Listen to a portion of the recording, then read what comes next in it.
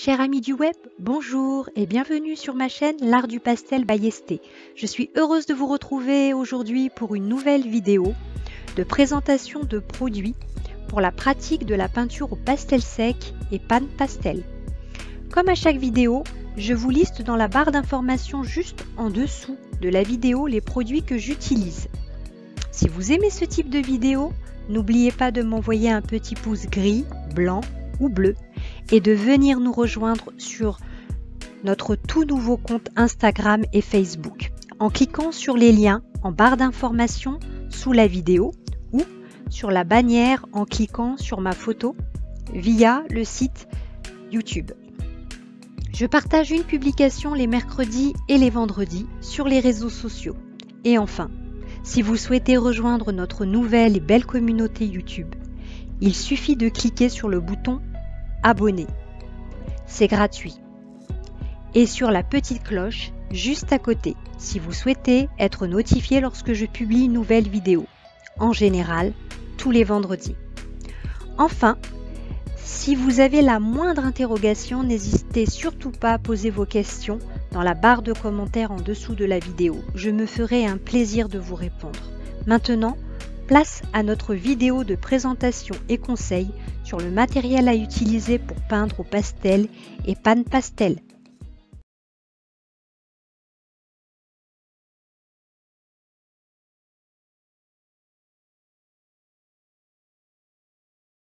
Lorsque l'on débute au pastel sec, il est difficile de connaître les différents supports et les différents papiers que l'on peut trouver sur le marché.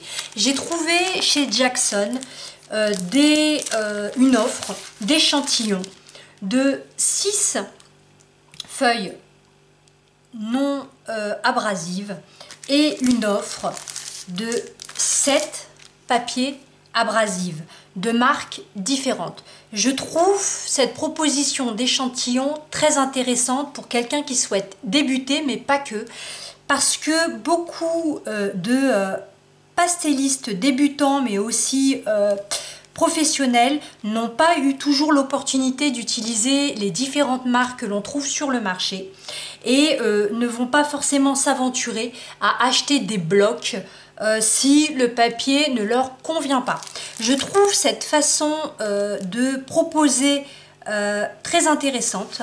Je vais regarder avec vous, j'en avais fait une présentation très rapide pour mon départ en voyage car j'avais effectivement pris avec moi quelques paquets et d'échantillons.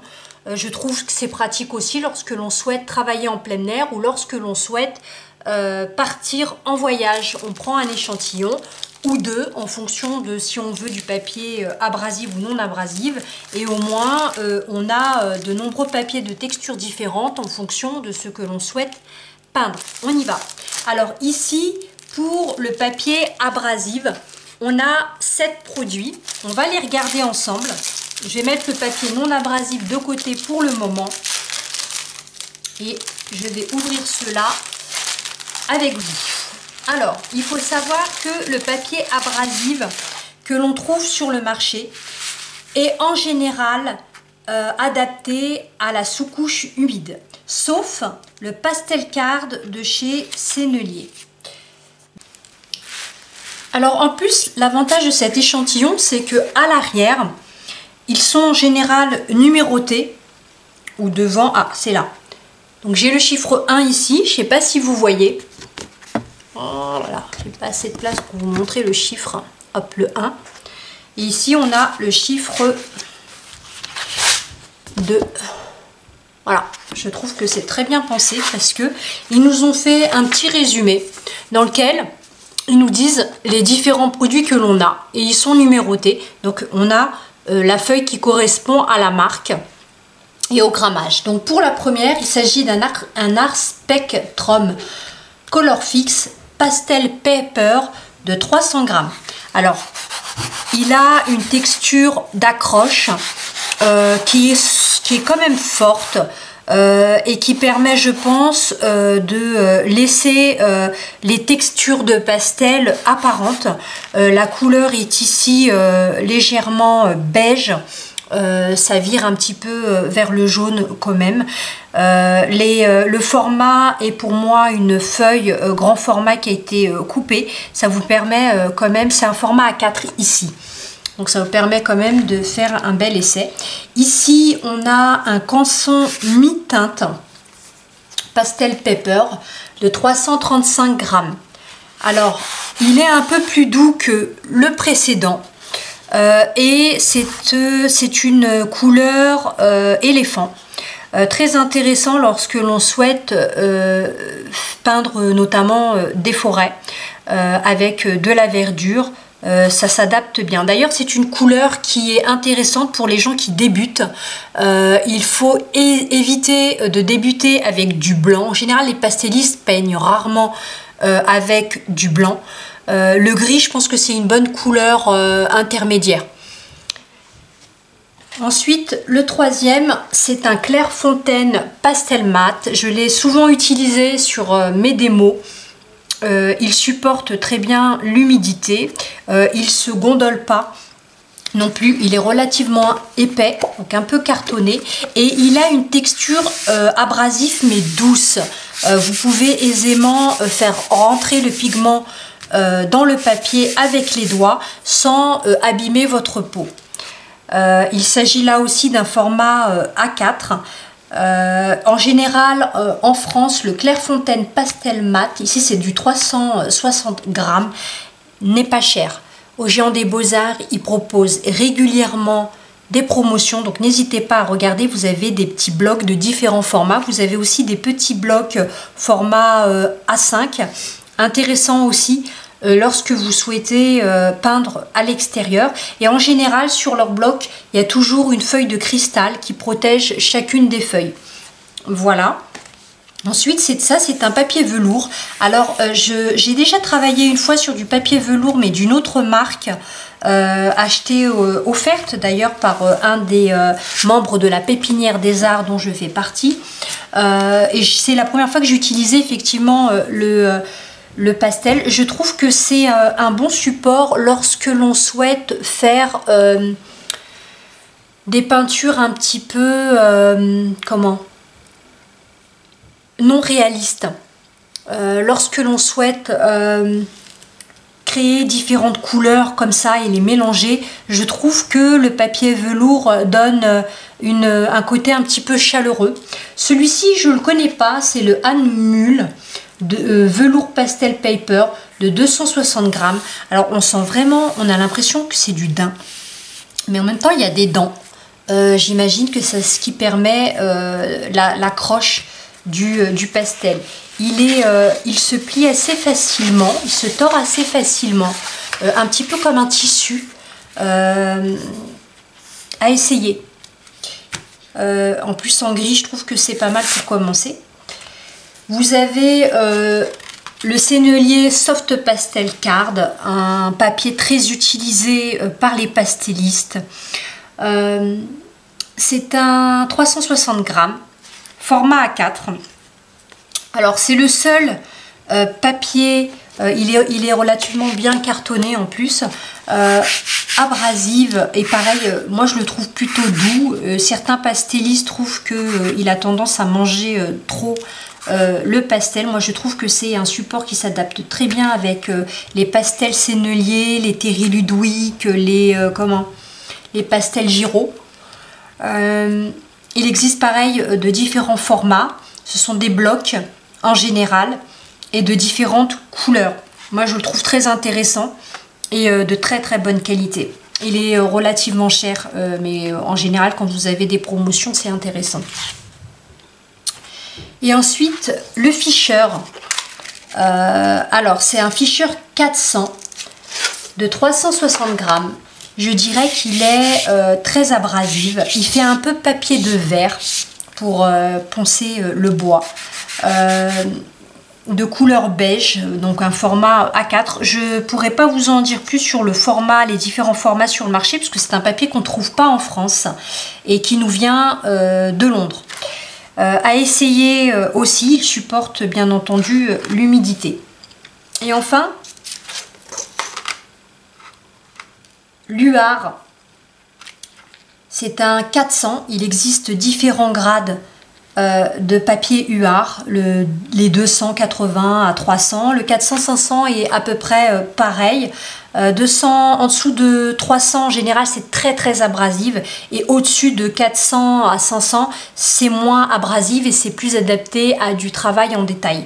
En général, lorsque l'on débute le pastel et qu'on ne connaît pas ce support, on utilise en général du 400. Moi je le trouve pas très loin du 500, donc si vous ne trouvez pas du 400, n'hésitez pas à acheter du 500, vous verrez qu'il n'y a pas de trop grande différence. D'ailleurs, le papier noir proposé par UR commence à partir du 400. Et après, c'est au-dessus du 400. Le format ici a été coupé. C'est moi qui l'ai coupé puisque j'ai utilisé une moitié pour une démo que je compte faire avec vous vendredi. Un des vendredis du moins. C'est un papier qui supporte bien l'humidité, c'est un papier que je conseille, moi je le trouve très bien. Par contre, lorsque vous mettez trop d'eau, il a tendance à se gondoler un petit peu, donc il faut absolument penser à l'attacher de manière à ce qu'il reste bien droit et qu'il sèche correctement. Donc ça, c'était pour les échantillons des 7 papier abrasive. Ensuite, vous avez le papier non abrasive que l'on va regarder ici ensemble. Alors moi je le trouve plus adapté au portrait, portrait animalier, portrait humain, ou lorsque l'on souhaite peindre dans le détail, car on est un peu plus proche du dessin avec ce type de papier. Et on utilise en général plutôt des pastels durs, mais après on peut éventuellement l'utiliser différemment. Donc là c'est pareil, on a un échantillon de 6 marques différentes qui nous sont bien résumées ici avec des numéros. Et là encore, on va retrouver ces numéros sur le papier. Donc là c'est le chiffre 1 et ensuite on a le chiffre 2, etc. Alors le premier c'est un N-Mul, donc c'est exactement la même marque de produit que tout à l'heure pour le papier velours, sauf que là c'est un papier non abrasif. Il l'appelle le Lana Colors Pastel Paper, il fait 160 grammes, il ressemble tout simplement à un papier, j'ai envie de dire, de dessin traditionnel, canson, et peut-être pas très épais non plus, je trouve. Pour moi, il ne faut pas utiliser d'humidité sur ce type de papier. À essayer. Ce papier est un papier là aussi de la même marque Hanmühl Ingress Pastel. C'est un 100 grammes. Il est extrêmement fin, très léger. Il se tord facilement. Il a quelques aspérités sur le papier qui ne sont pas les mêmes au recto et au verso. J'imagine que ce côté qui est un petit peu plus denté est adapté à l'accroche du pastel. Je ne sais pas si vous allez voir là, je crois pas parce que c'est du blanc. Bon, ça m'a l'air d'être un bon papier. Il semblerait que là il y a un tampon de la marque qui a été poinçonné. Vous avez ensuite le papier Clairefontaine Ingress Pastel, 130 grammes. Alors il est très fin, mais il est quand même un peu plus épais que les deux précédents. On dirait un mélange en fait de papier recyclé. Regardez le fond. Voilà, on a différentes couleurs. Il ressemble au papier précédent, mais un petit peu plus épais. Et on a la même texture, j'ai le sentiment, recto et au verso. J'utiliserai pas de pastel trop tendre sur ce type de papier. Ensuite, on a un Fabriano Ingress Pastel, 160 grammes, gris. Pareil, il est un petit peu plus rigide que les précédents. Pour moi, le recto et le verso, c'est pareil. Agréable sûrement pour dessiner au fusain, notamment. Ou faire du monochrome. Je pense que en plus la couleur est sympathique. Encore un Fabriano Tiziano. Donc c'est une couleur et puis une texture un petit peu différente. Donc c'est un côté un petit peu pareil, recyclé. Alors on voit des petits morceaux de couleur grise, comme des petits morceaux de papier gris. Intéressant là aussi.